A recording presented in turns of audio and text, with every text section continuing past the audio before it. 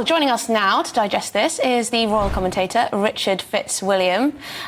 Richard, this is a big day for Prince William, but this is Prince Harry's old regiment. Is there some controversy here? There is a lot of controversy here, yes. This change was initially announced in August of last year. However, the joint engagement today, and it is a very significant, there's no doubt the King, when Prince of Wales, 31 years as Colonel-in-Chief of the Army Air Corps. This was founded in 1957, and he has indeed chosen Prince William to succeed him.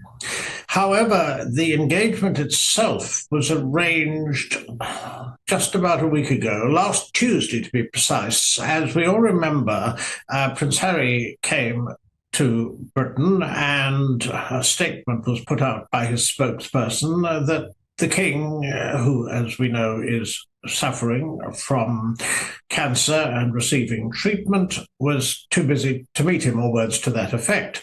An hour later, this joint engagement was announced. And now that was clearly no coincidence. And a royal source has disputed the fact that the King couldn't or didn't want or wasn't able, depending on what line you take, to meet with his son.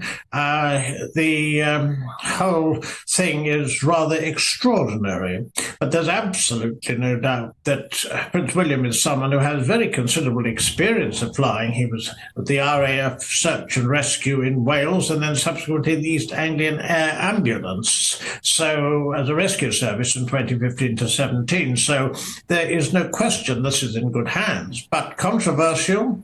Timing, absolutely. So, Richard, it's your view that the timing of this is almost a message sent out by the palace to those that have left, the former senior royals? I think there's absolutely no doubt about it. Royal activities don't occur by accident, but this specific piece of timing, it's obvious that it was intentional, and that being the case, I do think that we have to wonder whether what the Sussexes spokesperson said was, in fact, certainly it wasn't, shall we say, as the palace appeared to see it. There's a bit of a recollections may vary going on here. Richard, but the Sussexes, Harry and Meghan, have been having the most fabulous time in Nigeria. Oh, yes, indeed. As a private visit, I think it was a great success. I think there's no doubt that the only reason it was a great success was because they are members of the royal family. Hence the interest. This is the problem. They want it both ways. In this particular case, this was related to Invictus, and last year Nigeria competed for the first time in the Invictus Games in Dusseldorf, and subsequently there is thought that perhaps in 2029 it's a possibility that Nigeria might host the Games. So the visit was linked to that, and yes, you could see Meghan in a variety of rather impressive outfits. Yes, indeed, there was talk of mental health at a school. There was a great deal of, when it came to sporting activity. Harry visited Kaduna. The Nigerian government is engaged in a pretty brutal war against Boko Haram. No, the visit was most successful. We were discussing earlier, it felt almost presidential rather than royal, because of course they are not working royals. Just the most fabulous PR for them both.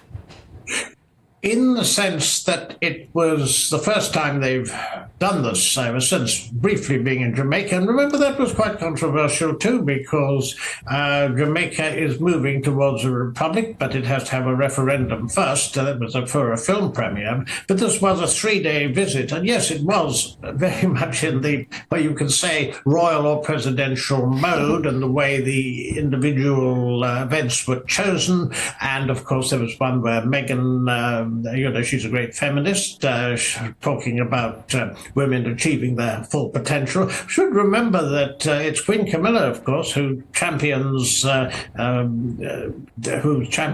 against domestic abuse and violence. It's the Duchess of Edinburgh who goes to Ukraine and meets those who've been terrorized by war, women.